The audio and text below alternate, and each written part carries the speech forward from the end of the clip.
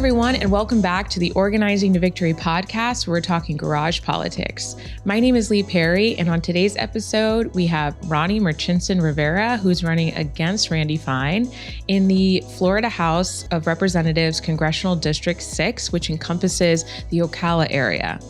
Ronnie talks about getting money out of politics, taking on the establishment, and making sure we're prioritizing affordability, whether it's healthcare, whether it's making sure people have adequate property insurance, and really making sure that our communities are resilient against hurricanes and really bad flooding. So here's my conversation with Ronnie. Hi, everyone. I have a very special guest here today, Ronnie Murchinson-Rivera, who's running against Randy Fine for Congressional District 6.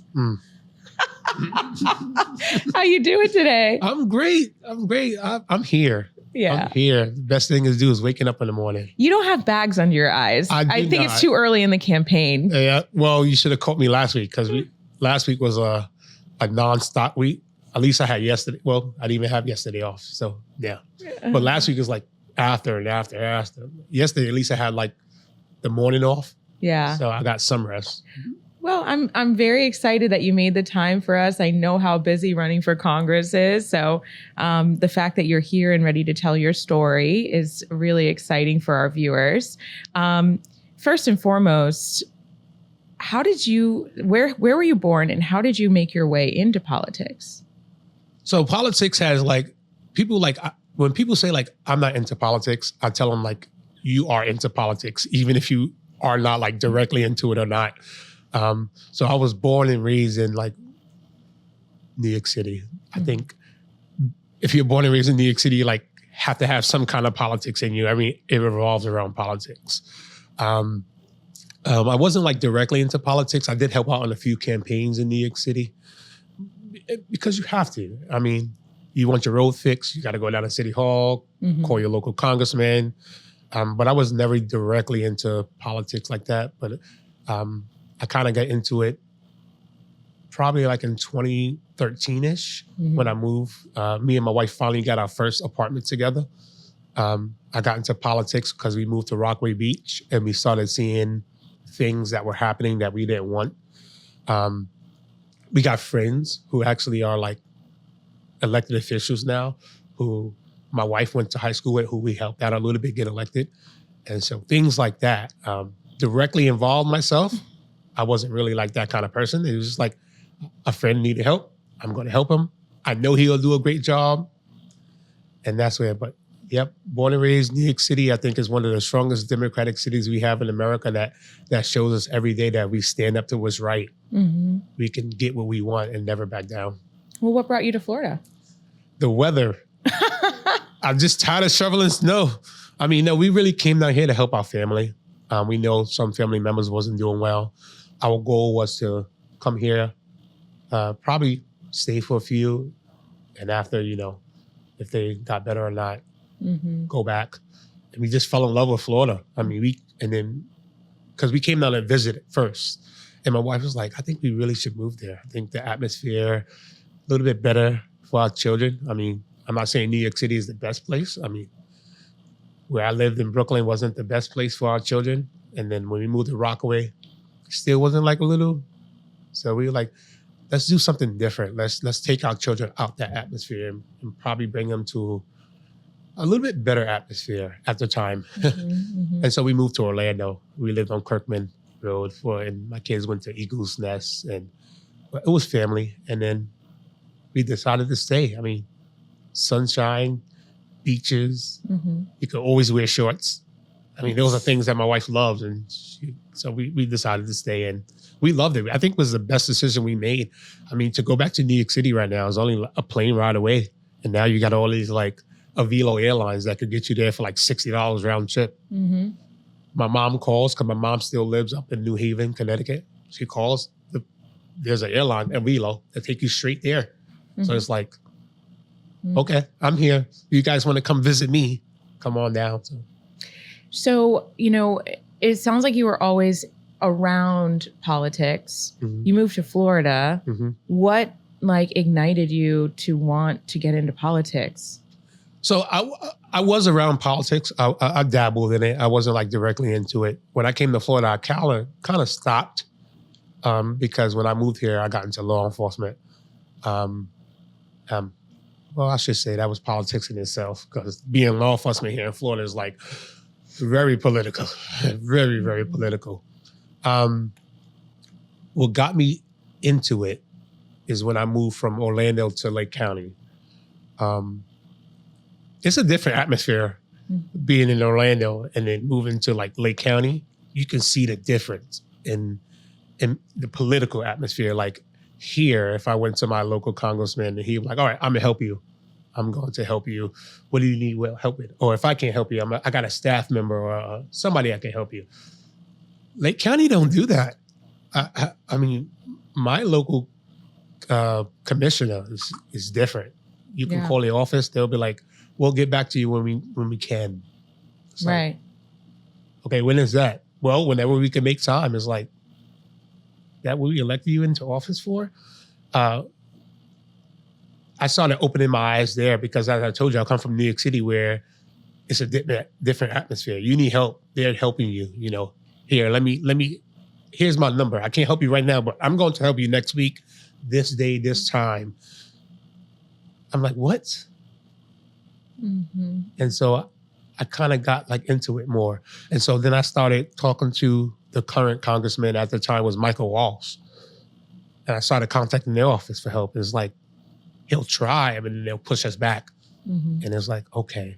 So that was really opened my eyes to politics. Like, now we got to start watching these people. What are you doing for our community, really? And that's when I started diving deeper in, like I did in New York City. And it's different.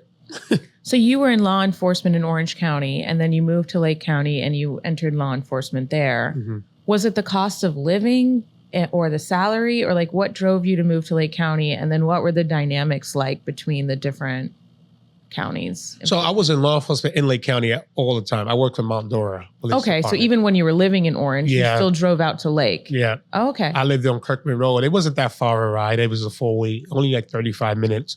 I actually moved to Lake County with the intentions of staying at Mount Dora Police Department, but other things happened. But I can't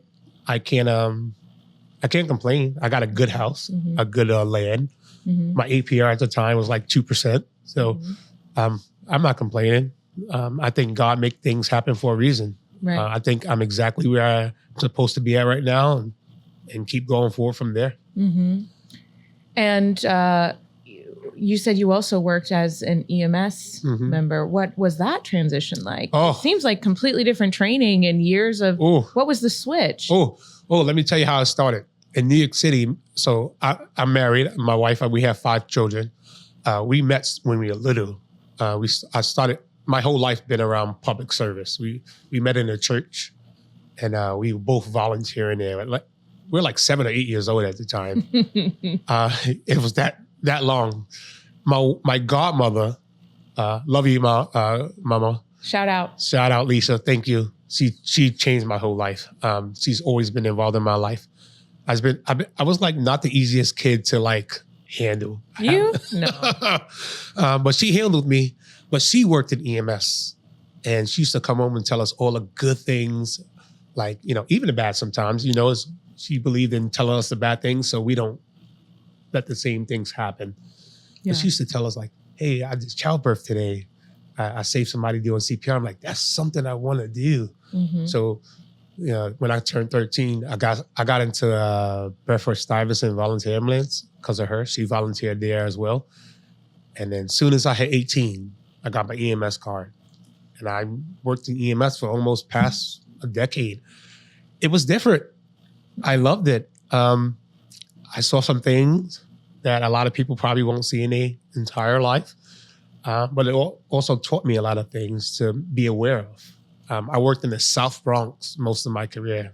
And it's like, yep, I saw a lot. But it was a different atmosphere, but I admired it. Although we saw some bad things, you saw the struggle. You saw people call you at their worst days and you being their savior at that moment. And they look to you like, help me. Right. You're my like last lifeline. and to help them and get them to the hospital and then see them like weeks later walking in the street or just coming and knocking your ambulance while you're sitting on the corner. Like, thank you. Because I'm here because of you. It's like those things is why you do it. You know, it's not really the money because we didn't get paid a lot. We didn't get paid as much as people thought we should get paid, or as much as you think we should get paid to do the things we did. We didn't get paid a lot. It was really because you had a passion for giving back to your community or just being there for somebody on the worst times and being like, I made a difference in their life. I mean, we saw people who probably wanted to commit suicide at some times and just sitting there talking to them, no matter if it took 2-3 hours, you're loved. Even if it's just by me at that moment, you're loved. There's somebody in this world who loves you. Come back. And it changed you. It makes you see things differently. And so, yeah, that was really, I loved working in EMS. I wanted to do it when I came back to Florida, but I think I wanted to do something different. And I got into law enforcement because I wanted to change people's mind about law enforcement. Not all law enforcement are bad. Right. That's why I really got into it. Because what's been happening, I mean, I really got into politics in New York City around 2014 because of the whole Eric Garner thing. I lived in New York City. You started seeing that movement. And I'm like, wow. That was wrong. No matter how you put it, no matter where you look at it at, it was wrong. And so that's why when I moved to Florida, I kept that in my mind of like, how can I get back to my community with something that was still holding dear? Because now you had Eric Garner, and then you had what happened. It's like law enforcement is getting a bad name. Let me be that difference. And so even though I'm not working in law enforcement now, there are people who will call me and be like, Ronnie, I only trust you. What should I do?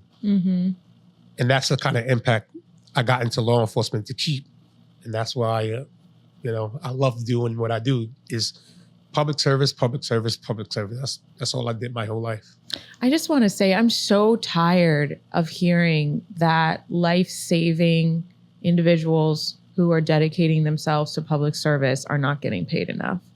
It's probably one of the most frustrating things because if we're always commodifying some of these safety nets, then you see extreme burnout. You see people being more apathetic at the job. You see a lot of turnover and everyday people who need that lifeline in order to get from a critical point in their lives to moving forward.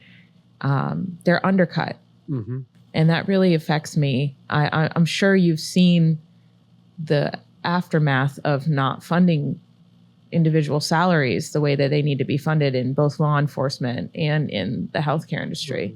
Oh, it's happening everywhere. And it's like not only law enforcement, not healthcare, like everybody. Right. I mean, teachers. Yeah. Like I just sat down with the teachers, part of the teachers union and some teachers in Mount Dora. And I found out that they don't get paid during the summertime. And like, you won't think that if you don't know. Even being in Congress, I didn't know that. I was running my campaign for almost like 2 months and I started meeting people. I started meeting teachers. I knew they were underpaid. I knew that we didn't appreciate teachers as much as we need to be appreciating teachers. I have 2 children. One have an IEP, one have a 504 plan. I don't like dealing with them that much. So imagine them, the school teachers dealing with them. So I knew they were underpaid for the job they're doing. And then when I sat down and started talking to teachers, like, Ronnie, we really doing this because we love it. Like, here, look what we do it. I mean, they get in trouble for copying more papers than they ever supposed to. There's like a limit they can do. And if they go over that limit, they can get scolded. Like, I found out these things recently and I'm like, seriously? She's like, yeah, we like to print 100 copies a week or something. And if we go over or if the machine jams, we have to go explain to the principal why we going over them. I'm like, no way. Yes way. They don't get paid during the summertime, even though it's not their choice that they don't want to work or not. They don't get paid during days where students are not in, like the Christmas break or like a holiday.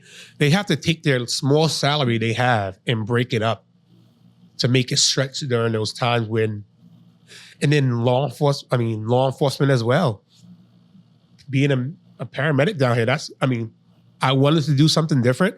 I did look into being a paramedic or something down here, but they got underpaid at the time. Like being a doctor on wheels, getting paid like $14 an hour. It's like, oh my great gosh, like who can live off that?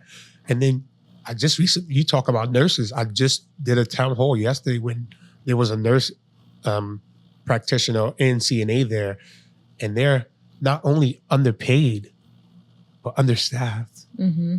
They're stretched out. It's like one nurse to like every 15 to 20 patients. They're burned out. And we're seeing a greed in healthcare where all these corporations are taking the money and not paying them properly or hiring enough staff.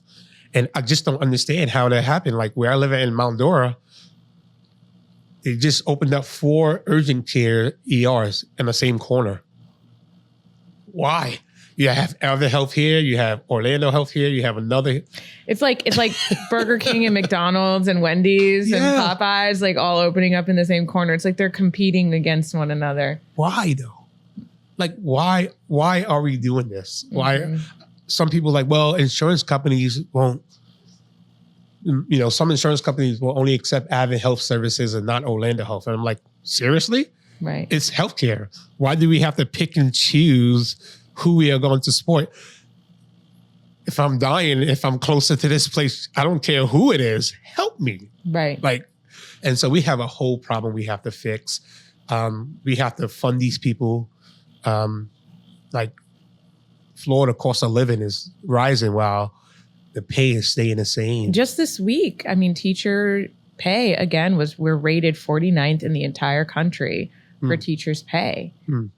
That is costing us generational, recruitment. Every year it's getting harder and harder to keep teachers in Florida to teach our kids, which is like perfect for the private schools that want to come in and use like the voucher program to be subsidized to pay way more and scoop up all of the local talent. Yeah. But before we get into the policies that you want to champion, like when was the day that you woke up and you said, I'm going to run for Congress?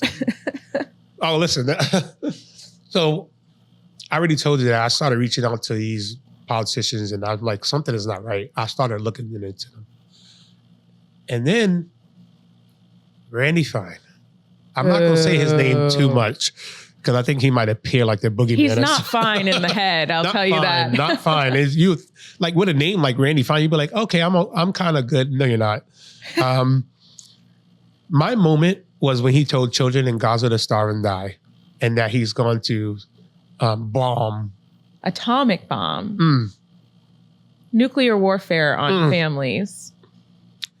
Anybody in their right mind, if you can sit here and say you're okay with that, and that we have a U.S. representative that's supposed to be a representative not only to your party, not only to your race, not only to the people who agree with you, but to all people, and not only to the people that you represent in your district, because the policies you make affect the United States of America and our foreign allies.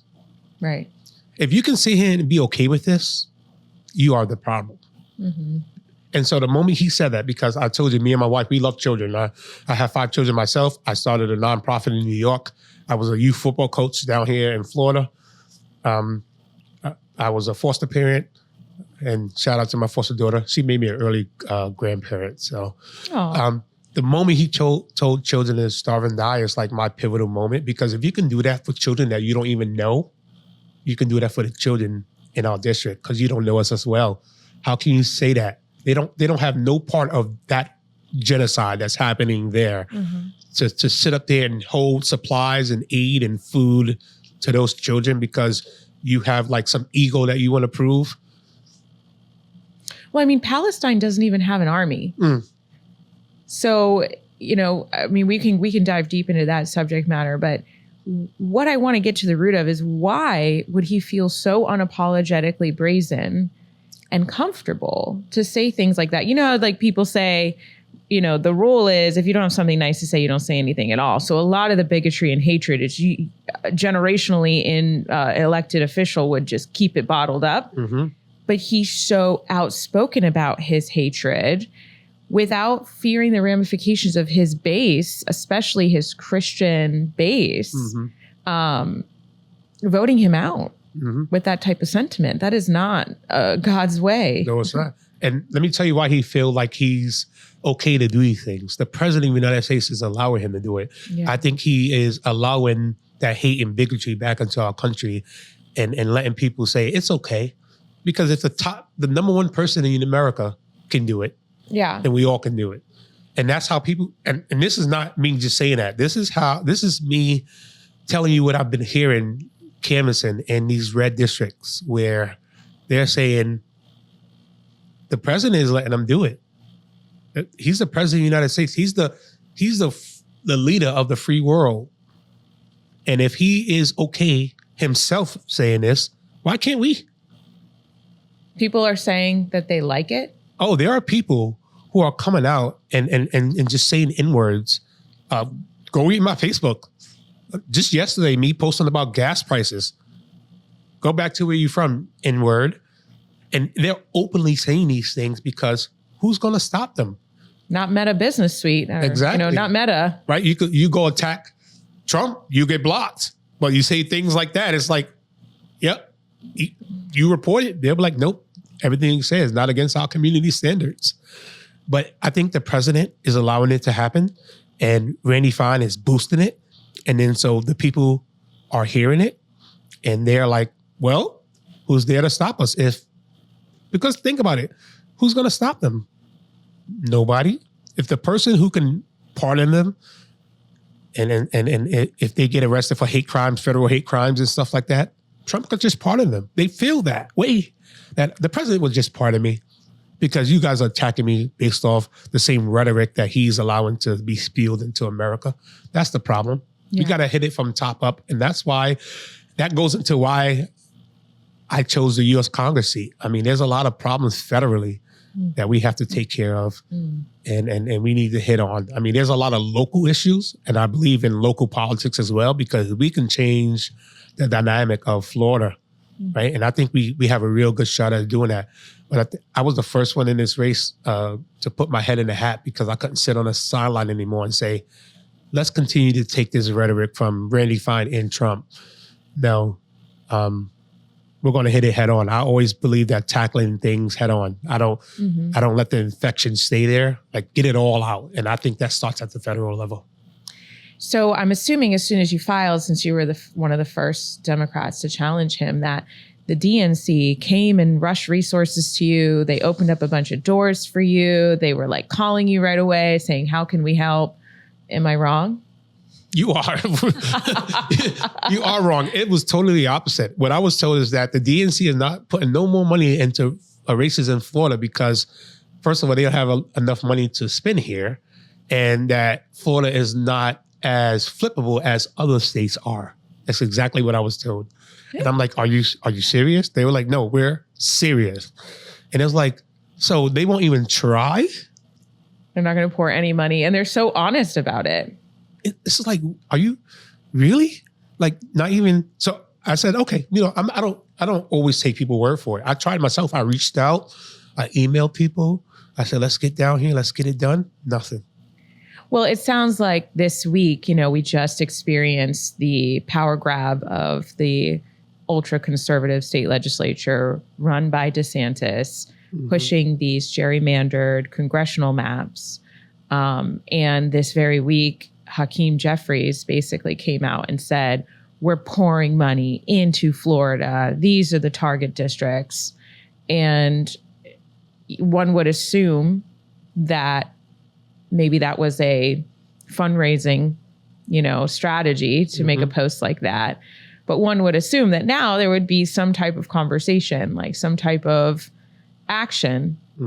What's been the atmosphere since those posts? The redistricting. Yeah. Before I say that, I'm gonna say that I think it shouldn't take something like redistricting for you to put resources somewhere. I think we should always stand up and fight against this regime and the rhetoric and bigotry that they pull on. Okay, we might not win today, but we show the Democratic Party and the people who stand behind us that we don't give up when we are in a losing streak. I mean, so for him to just say, after Ron DeSantis do this, let's put money into it. I'm like, why? Why wait? we have the same, Randy Fine has always been Randy Fine. DeSantis has always been DeSantis. Trump has always been Trump. Well, what's changed? Let me tell you what changed. National attention has changed. Florida is one of the states where redistricting has just happened, and that the Senate and the House has approved these unconstitutional gerrymandered lines. And they're going to say, well, it's not gerrymandered. The maps they put out is blue and red. It's gerrymandered based off race and party lines. They have now, in the eyes of the DNC, believes that they took some of these red districts and stretched it too thin, and now they're flippable. And so now they're putting money into it to win. My district hasn't changed. I think District 1 through 7 haven't changed. They targeted more of the Democratic seats, like Maxwell Frost. They took his district and shrunk it down. And then Soto is basically. Yeah. But the problem is that they gave them to red districts where they don't realize that, shout out to Orange County, that Orange County is one of the strongest Democratic counties that we have, and they come out and vote majority more than other districts in the state of Florida. And so that's the problem, that they stretched them too thin, and now there's a chance that we can pick up a lot more seats than Ron DeSantis. Same thing like Texas. Texas stretched too thin, and now they're saying, oops. Yeah. Dummy mander is what they've been calling it lately. Dummy mandered. But so your district didn't change, but the maps are still in the courts. Yeah. We're getting so close to the primary and to the general. It's so hard to be a candidate right now and be able to even buy shirts, let alone, be able to knock on doors if you don't know who you're going to be representing as these battles happen. But I don't think it's slowing you down. It sounds like you're still going out, doing town halls, talking to voters. Like, what are some of the top priorities that you're communicating to your voters right now? Once again, a lot of them is asking about the redistricting. We don't give up. We are in the unknown, but we got to keep telling them that we're not going to give up. That's what they want with the redistricting. Florida is one of the states that have primaries so late in the year. They do it on purpose. They give us 3-4 months to campaign for general election. It's by design, right? But we don't give up. But our voters, we keep telling them that we're here for you. We're going to keep pushing. But going back to your question, a lot of what we're hearing from our voters is change. And this is not only from the Democratic voters. This is not only from the independent.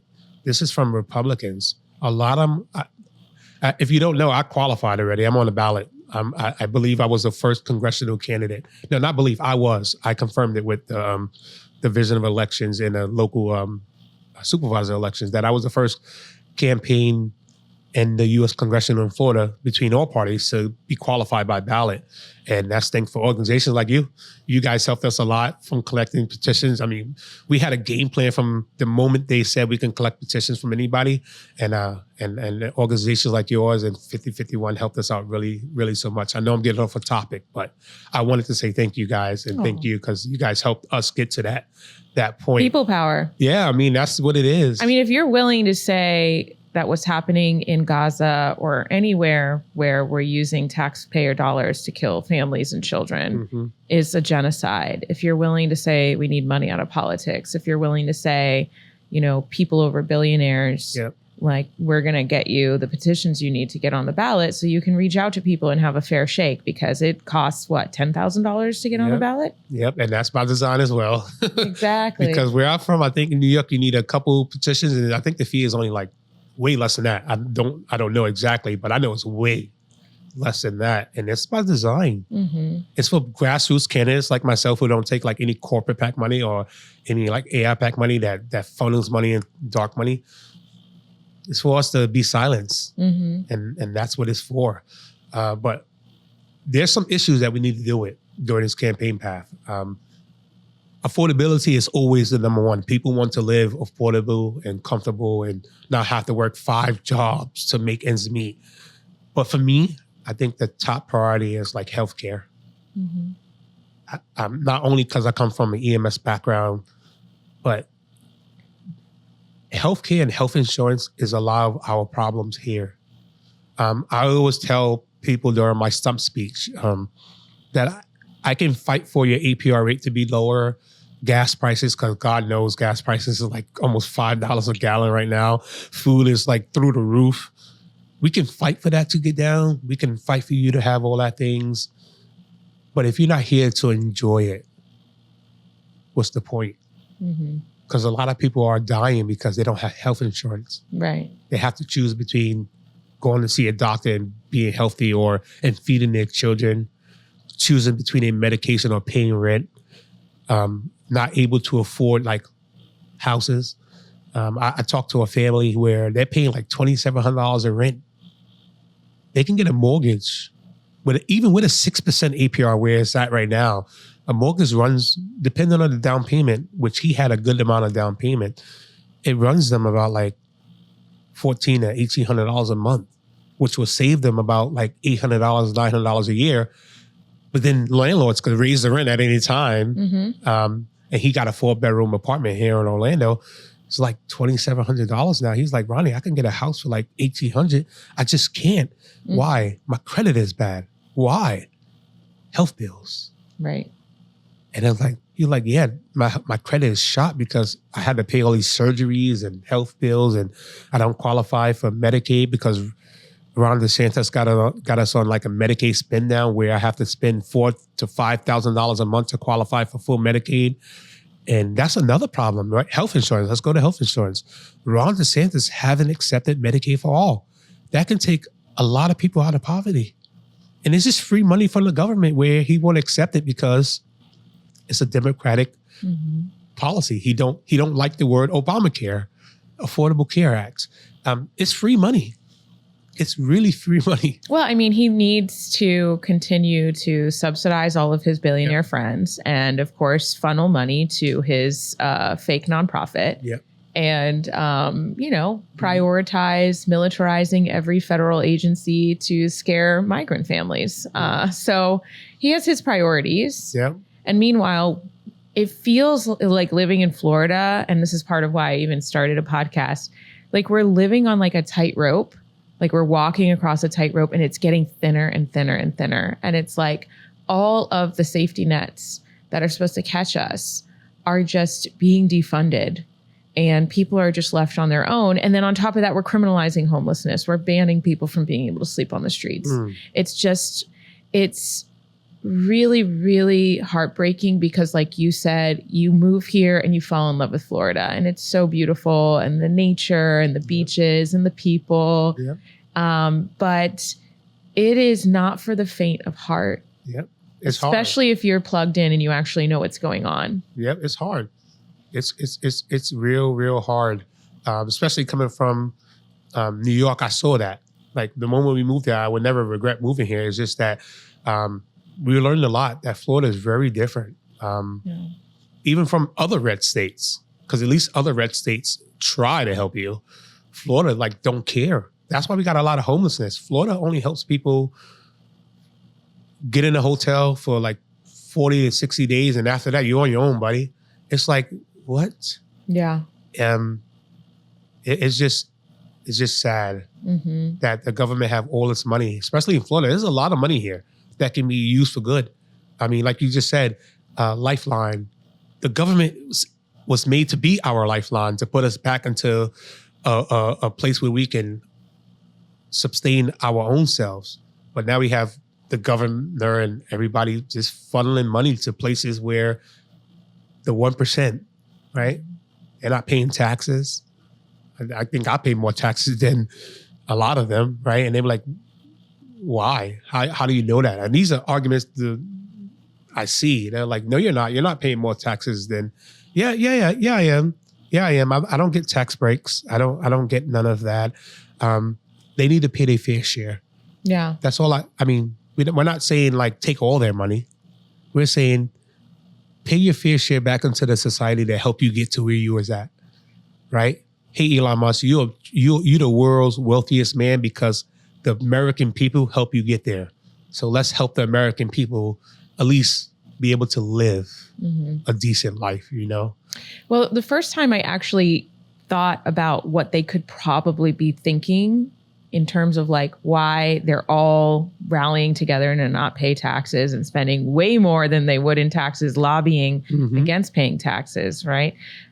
Was when I first started working for Commissioner Nicole Wilson. They started this negotiation process with the firefighters union. And I remember hearing the mayor's team saying, well, if we give them something they want, all the other unions will come and want a little bit more. And so we have to toe the line. And in my mind, I'm like, wait a minute. Wait a minute. So it's not even that we can't afford to satisfy the negotiations of the firefighters union. It's that it's a precedent of if you give them an inch, then the next few unions are going to want an inch. And I think from that moment on, I realized this is the fight against all these billionaires. It's not that they can't, and it's not that it wouldn't impact them whatsoever. Like they see so much money that the percentage would be actually less than what they're spending to wine and dine politicians. It's the precedent of if we don't band together and stop the incremental taxing, then what's going to happen is they're going to ask for a little more and they're going to ask for a little more. And then we're actually going to hold them accountable for the impacts that they're putting on us from their private jets and climate change. And then we're going to ask for them to start putting required solar on all their AI data centers or on their, big warehouses. And so these are the types of mindsets that you're coming into. If you want to get money out of politics, it is sequestered itself so deeply into Democrats and Republicans to the point where our own party infrastructure will weaponize its influence if you speak out against corporate money in general in politics. They don't, even though it's a winning message, even though they know that Republicans would come to our side if we had an anti-corruption, full-throated message, they would rather tell consultants, don't work with him. He's not one of us, than hold themselves accountable. And we see that in the resolutions that, young people getting involved with the DNC are trying to ask the DNC to have a strong stance against APAC money. And they're saying, no, we'll come back. We'll table this. Why? Why? Yeah. Why? Listen, this is the fight that we're fighting. I'm fighting it now. We don't get help from the establishment. Maybe there's more of exposure that if they, like you said, if they make themselves more vulnerable, then we'll see more and they don't like it. But the reality is, what they don't understand is that more and more people, young people, because we see these school walkouts. I mean, we're not talking about just college, high school, middle schoolers. They opening their eyes. They're seeing these things happening. And they're like, this is not a world we want to live in. And so they have to start. At some point, they're going to have to start talking to us because no matter if they like it or not, there's a movement being built. And it's going to, if they don't jump on board right now, it's going to strike them in the rear. That's why you see a lot of people calling out that genocide. That's why you see a lot of people calling out that AI pack. Right now, that's a big topic, AI pack, because people are finally realizing that these leaders that we supposedly sent to Washington is not standing up for what we want. And so I think they got blood sucked into the money part of it. And that's why I'm a big proponent of getting rid of that. I grew up with nothing my whole life. I live in the projects. A lot of people like, Ronnie, how can we make sure that when you get there, that you won't be the same way? Hold me accountable. Don't let me get too deep into the roots. If you see me starting to weed in, hold me accountable. But I know myself too much. You could ask anybody who knew me my whole life. Me and my wife, we give everything back to the community, even if it's the last thing we have. As long as I have a little bit to take care of my family, I'm more than grateful enough to give you 50% of what I have.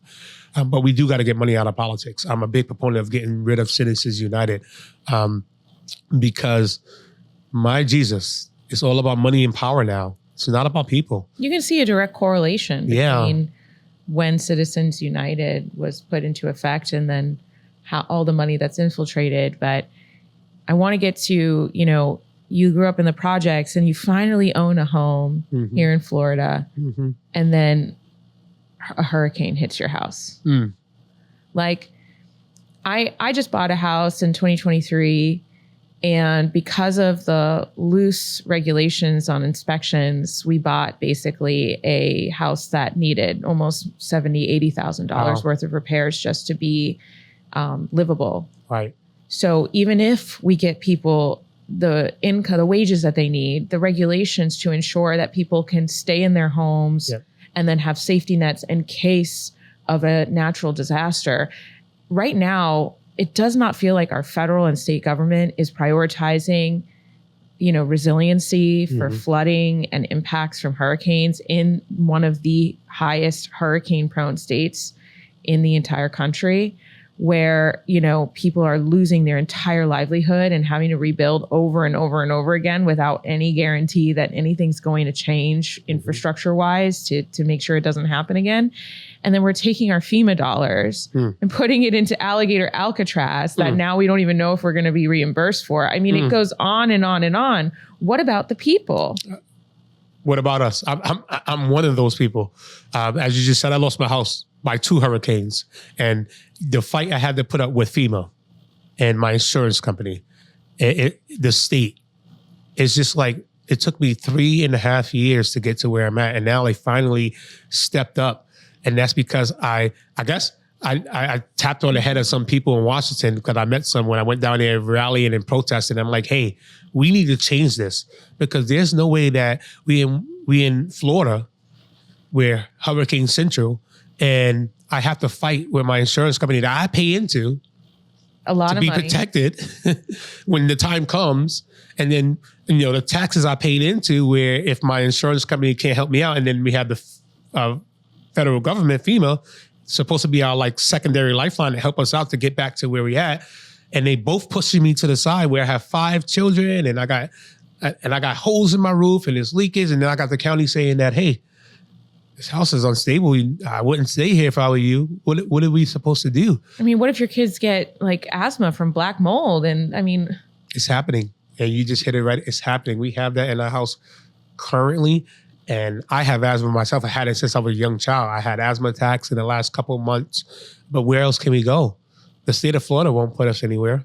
The state of Florida said, I can just put you in a hotel for 30 days and sorry. And so it took us 2 years to fight these people in court battles and going back and forth, and no help from none of my elected officials. Not one that I didn't elect. But like I said, even though I didn't vote them in, once you get there, you're supposed to be an elected official to all, right? If I have a problem, no matter if I'm a Democrat or Republican, help me. Not one. Not a phone call, not a pushback. Not a, here's a program that you could apply for a grant or a new roof. Nothing. Let me tell you what I had to do, and I'm going to be 100% honest. I had to come to Orange County to help get resources. That serious. I had to come to a Democratic county to help me with resources and say, listen, I can't financially help you because we only can help technically the people in our county, but let me try to push buttons where you live at. And that's how I got in contact with a couple of nonprofits in the area where I live in, who started helping us with food. And this is before I started running for Congress. And it's like, golly, look at the hoops I have to jump through. Where's my elected officials? And so now we're finally at a point where it's like, these are the reasons why I'm running for Congress, because nobody should have to go through this. I should be able to call my elected official and say, listen, I need help. This guy who's our current elected official, I told you I'm not going to say his name a lot. This guy is doing the total opposite. If I got a problem with a law enforcement officer, I'm supposed to reach out to my elected officials like, hey, this agency did me wrong. Help me. He's moving into these agencies. Yeah.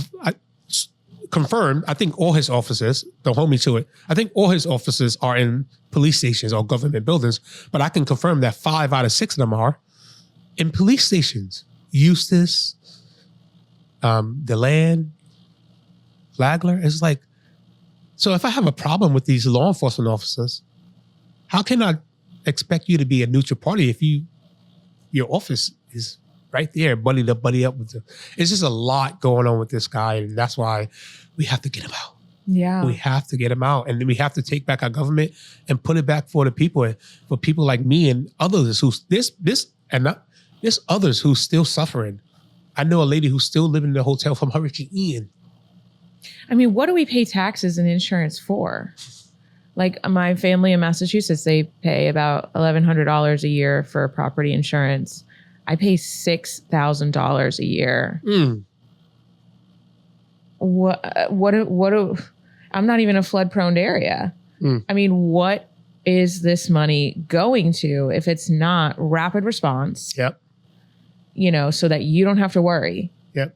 It's like you have to put additional money into another savings account for emergencies, which is supposed to be the whole point of insurance. Yep.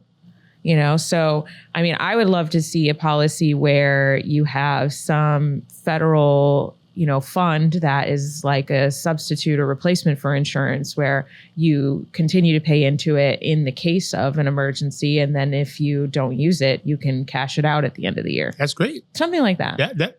And things like that will be better than what's happening right now. Because like you say, we paid into this, and guess what it's being funded for? Alligator Alcatraz. Oh, the federal government is going to refund us. Where's our money? Still didn't get it. The Florida taxpayers are still on a dime for Alligator Alcatraz. Haven't been reimbursed yet. Well, we have to remember one other thing. Actually, I retract my statement on wanting to pay into a fund. I mean, that's what FEMA is, number one. And number two, we shouldn't have to be paying more when we're already paying a substantial amount of taxes to fund something that billionaires aren't paying into when they're the leading cause. Their emissions are the highest. Like they, in a year, use all the emissions that I'll use my entire lifetime. So why would I need to necessarily pay more when we're not even forcing Elon Musk and these other billionaires, so many millionaires, from paying into a system where they're benefiting off of it the most? Well, what I took about when you said pay more, I didn't personally hope you meant you buy a new policy into FEMA. Oh, no, I wouldn't want you to do that. No. I'm saying that we should have a separate fund that we already pay out of our taxes here in Florida. Something like the federal government FEMA is supposed to do in Florida. We're supposed to have that. Right. But that we can say that it can only be used for this. And if we don't use it for that, put it towards my property taxes. Yeah. If I didn't use it for 5 years, or if if I'm moving and I want to buy a new house, my first time home buyers, I paid extra money into this fund that I asked you guys to take an extra $5 out. Let me use that, because New York City had a great program. And I keep going back to New York City because it's so many great things there that we wish Florida have, and we can have it. We can have it if we have a good government that's really for the people. They had something when I lost my house in Hurricane Ian, not Ian. I lost my house in Hurricane Sandy in New York, in Rockaway Beach. It's just hurricanes are chasing you your whole life. I lost my house in Hurricane Sandy, and it was all a good experience. Me and my family slept on it's not a good thing, but we slept on a school floor for like 6 months. It's a bad thing, but it was a great experience because it showed my children that everything is not always given to you, and bad things can happen, but we could just rise up from it and make everything better. And I took them from living with our parents to living on a school floor to having our own apartment together. I know, to moving into a house, to getting hit with 2 more hurricanes. I mean, your kids are going to grow up living through the ramifications of the climate crisis. Yeah. Is that a bad thing? Having to constantly be fed these hard truths and hard lessons that other kids that are just born in privilege don't have to. And it breaks my heart for the next generation. Yeah. Because the conversations that we're having now are so behind. Yeah. From a state level, we're trying to implement don't say gay so that gay teachers don't put a picture of their loved one on their desk. It's crazy. At the federal level, we have our president, defunding our natural lands and EPA and allowing drilling on conservation areas for his wealthy oil friends to continue to get rich. And your kids and our future generations are going to have to continue to grow up in volatility. Yep. Because we can't get our act together. Yep. This is why we need leaders like you who have been through it. You've been on the floors in the gyms. Yep. Impacted. Yep. You're a climate refugee. I am.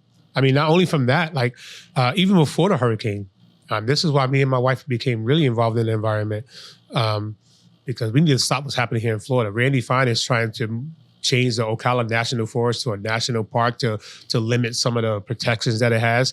God knows why, but we know why. They want to start building things in it because right now they can't do that because it's a protected forest.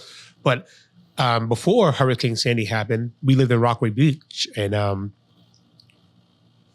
there was a hurricane happening in Louisiana. And we were telling the city, like, hey, we're due for a bad hurricane in New York. Scientists, right, the people who spent many of years, right, the people who the president say, we're not going to believe them, said that it's going to happen sooner or later. Let's fix our beaches. Let's fix our dunes. Let's fix all these things. Because we're not going to stop Mother Nature. There's no way you're going to stop her. But we can limit the damage. Let's do it. No one listened. They just put sand, like sand on the beach just to make it longer. And then like a couple months later, it was gone. Yeah. Before the hurricane, it was like gone. They're like, what? Where the sand you guys just put down? And Hurricane Sandy came. And the most devastating hurricane that New York City has faced in a long time. And we're like, we told you so. Yeah. And so we became big on the environment. Like now we moved to Mount Dora is like, same thing happened. Hurricane came, washed out the roadways. The city and the state just built the roadway without doing like studies of the soil and where can we build houses at? Where can we build this new bridge at? And they built the roads, and a few months later, both of them collapsed during a regular rainstorm. It was gone, right? Some of the houses actually failed too that they were just building up. And we're like, look what's happening. You building all these homes and stuff on wetlands and it's bad. And are we doing the studies? The scientists are telling you don't put it there, but because of money, you just clear out. They cleared out orange groves. It was all orange groves, acres of orange groves that was actually found out that was going towards school meals. Those particular orange groves was being bought up by the state to go towards meals for the kids. It's like, wow. We're big on environments, and that's why I really got into this fight because, like you said, it's for my children's future. And not only environment, like protecting them, right? Protecting them who to choose, who they want to love, who they want to marry. My kids are mixed. We're Black, Hispanic. It's like, what's going on with ICE? My children look Hispanic as well. Like just walking out, being afraid. My daughter has friends who has been deported with their family. Is like, Dad, am I ever going to see them again? Like these are questions that children shouldn't even be asking your parents. Like, what happened to my friend? Like the government took them away. Why? They wasn't bad people. Like, how can you sit there and talk to a child about it? It's really hard. It's so hard. And then schools are closing. Yep. Because we've been defunding them. And also because the birth rate is down. Yep. Everyone's like, the birth rate is down. Yep. The birth rate is down. We have to do everything we can to, encourage people to have babies, but we're not going to give them free childcare. Nope. We're, not going to help people be able to buy a house. Yep. We're not going to, guarantee healthcare. My husband was diagnosed with cancer in 2023. And thank God we had great insurance through his work, but it was $1 million. On top of my house being a lemon when I bought it, there is no room financially, even though we're making wages that are my parents' dream. We're not able to afford to have a child, even though we would love to. Yeah.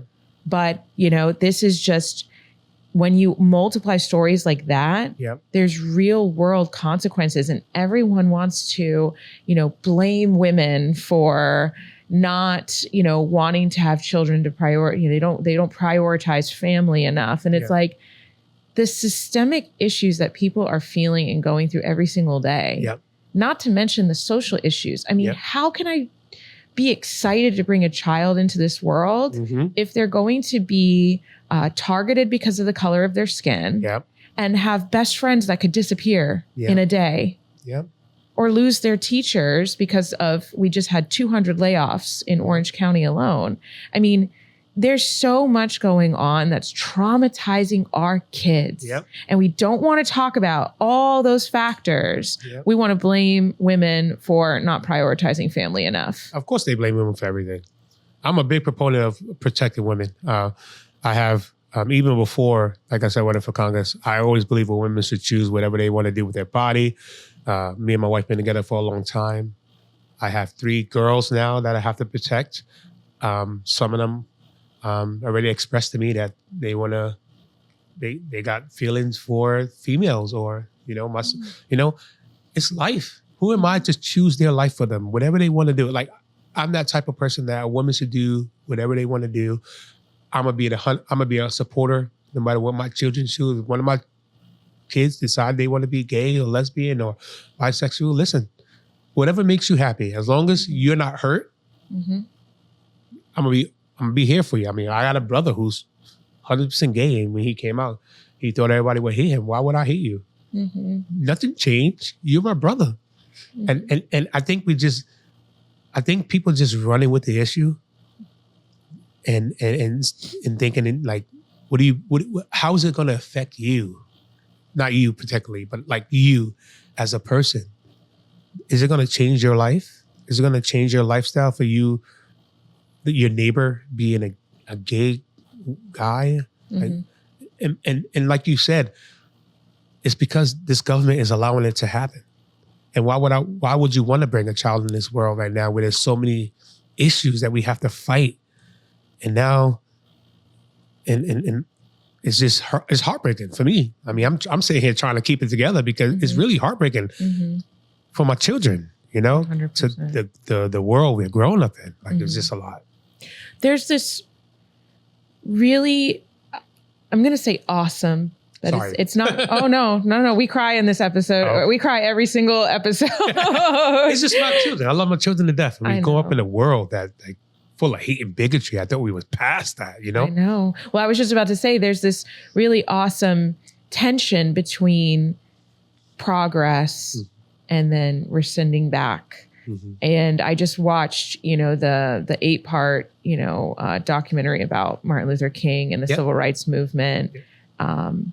And the people who were throwing rocks at the heads of African Americans who were sitting in counters, they're Trump voters today. Yeah. I mean, that was not that long ago. Yeah. And for someone like me who, I didn't learn a lot about the civil rights movement in school, it's just a couple pages in my history book.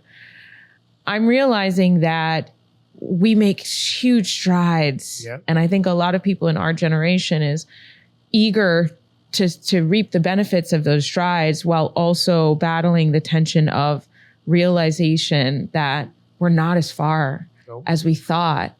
And as we're growing as a society, the leaps and bounds that people with that hate in their hearts who have always held the keys of power want to keep that power.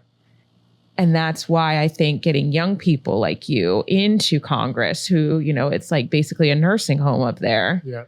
We have to break up that power from people who were literally looking at people with your color skin and actively thinking of ways to strip rights from you. And that's like the redistricting is a prime example of that. This is not something that just happened this month. This is something that has been an attack and a plan. Not Project 2025, Project 1960, Project ultra wealthy conservatives that have had power for generations that want to keep those keys. And you're right. They're still in power right now. Like, you got people who's been a part of the opposition of the Voting Rights Act and the Civil Rights Movement who is in Congress right now. And now they're open about it because they're allowed to be open about it, right? And you thought it went away. It hasn't went away. It's always been there. It's just now the president has allowed them to be open about it. And that's why I believe in things like term limits for all parties, right? During your timeline, it was a different issue. Now we're in 2026. You shouldn't be in Congress. And I'm not only talking about the Republican Party. I promise you that. I think there's people on our party who's been there long enough, time to go. You've been there for like 30, 40 years. I think our government was made for people like you and me who had like everyday jobs, who wanted to change something, went to Congress for like 8 to 10 years and said, okay, I did my due diligence. Let me give it over to the next generation. I don't plan on being in U.S. Congress for a while. If I can work my way up to president one day, maybe. But I am a part of a group that vowing to put term limits no more than probably 8 to 10 years on a certain seat, and that's including the Supreme Court. I'm all for expanding that Supreme Court and making it diverse so that all walks of life that's in America can have a voice. Because what we see nowadays is what we just said, that people who come from that kind of background making decisions for our generations today, that even, I can honestly say, even the young conservatives are more open-minded about change than the ones who've been there for a long time. I talk to them, and they're willing to at least listen and say, okay. I mean, you got those far right ones that's like grew up in a household where they're like straight, no white helping supremacists, them. yeah. Right, there's no helping them. But you have the more moderate ones that's like, because I talked to some are like, Democrats are bad. They hate guns. They hate police. They love crime. So I talked to them like, hey, come talk to me real quick. Yeah. I'm a former cop. I have guns. But so what's the excuse now? They'd be like, really? You're a cop? That's a Democrat. Yeah.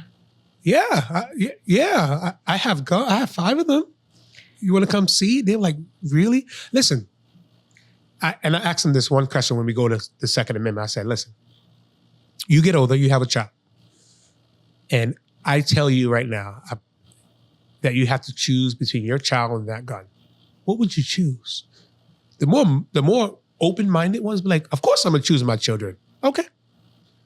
But, why you guys are trying to take away my Second Amendment rights? I said, we're not. We just want to regulate it so that child that you just chose can come home at the end of the day, right? You guys put limits on everything, but no, we don't. I said, do you know that the First Amendment is the strongest amendment we have? But I can't just walk up to you and say, I'm going to kill you because it's against the law. Right. And now that opens their mind to like, wow. I had a kid who basically said, wow, I never thought of it like that.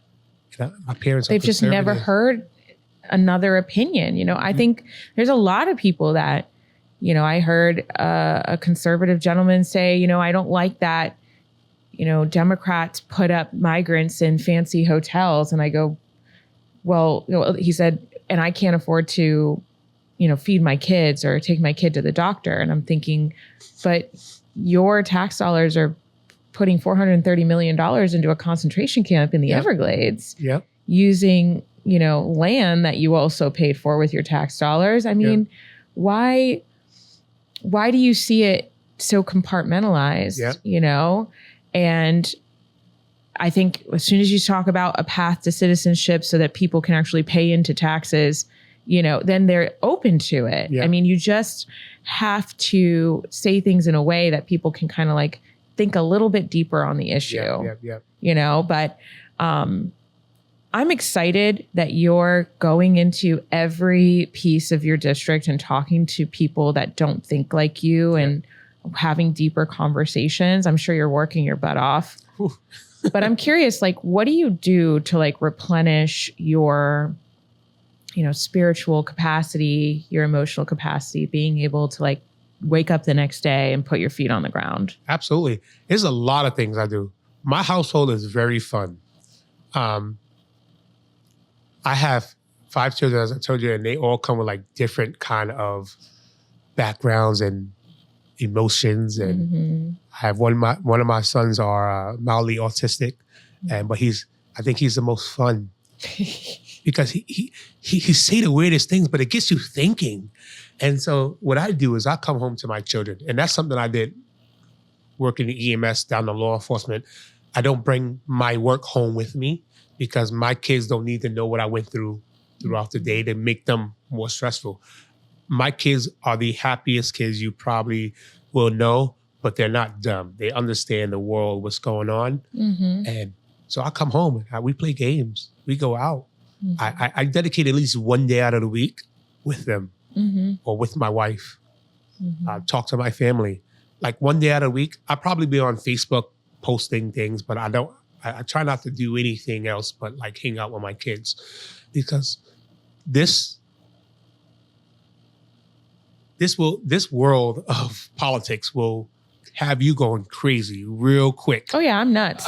She said I'm nuts. I'm probably not too far behind you. I mean, I just got into politics. You've probably been here a little bit longer than me, but it will have you going nuts. Same thing in EMS, seeing the things that I've seen. Same thing with law enforcement. They will have you going nuts.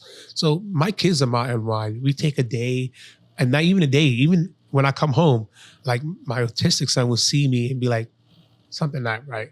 And so he'll come bother me. I know him. He'll come try to cheer me up. Aww. And I have a son who it's funny, he just got into Michael Jackson. Well, he didn't just get into Michael Jackson. He'd been to Michael Jackson, like he loved his music, but now the movie has come out. And so the other time I came home sad about a reason. I forgot what it was. Came home sad about something. And he started saying, let's dance the Thriller for no reason at all. Let's like just dance the Thriller. So that's what I do. I come home to my kids. See, you forgot why you were upset. Yeah. It worked. Yeah. You know, I love my children. They like, you know, they take my mind away from the world of that, even not just politics, of anything that's getting me upset, and be like, it's more than life than just the stressful things that you go through. And I'm just grateful every day for them. And so my son played football. I'm his youth football coach. And then my daughter, she loves music. If you guys go on my Facebook, I have a music Instagram that I write songs. That's what I do outside of my time too. I write and sing. So I got a lot of things that I do. You got the Rivera 5. That's right. Got to get right in your living room. Go. I got music videos up if you guys want to go look at it. I mean, it's so fun watching you walk in a room with your whole tribe. Yep. All on brand. And they ask to come. They ask. Sometimes like, now y'all come with me because I want you. But majority of the time they're like, Dad, where you going today? I'm going to like, going down to Orlando to talk to some people about this. You want me to come? Do you want to come? Yeah, come on. Oh, that's so great. They're very interested in this. I mean, it's really great, and I see that you're fighting for them and for their future and for all of us. Yeah. You do have a tough battle ahead. I do. So how can people get in touch with you if they want to donate, if they want to volunteer? Absolutely. You guys could get in touch with me. My website is www.ron4congress.com, or you can follow me on all my social medias. It's going to be Ron for Congress without the 4. It's FOR. I tried to get FOR, but somebody already took it. So I had to use the number 4. But probably Randy Fine. Yeah, probably. Or you can follow me on firefine.com. Firefine.com. My team, actually, it was one of my kids who came up there, like my daughter. She's like, Dad, fire Randy Fine. You should make that your like, I was like, That's smart. So, yeah. So you can follow me on all social medias. If you can't donate, following us on social media is just as important. Spreading that word, getting the word out to people. As I said earlier, I'm a grassroots candidate. We accept no money from AIPAC.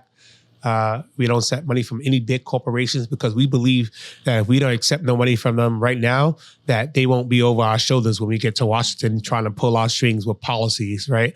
And so, yeah. And if you guys want to, come join. We need people to come join. We have a strong volunteer base.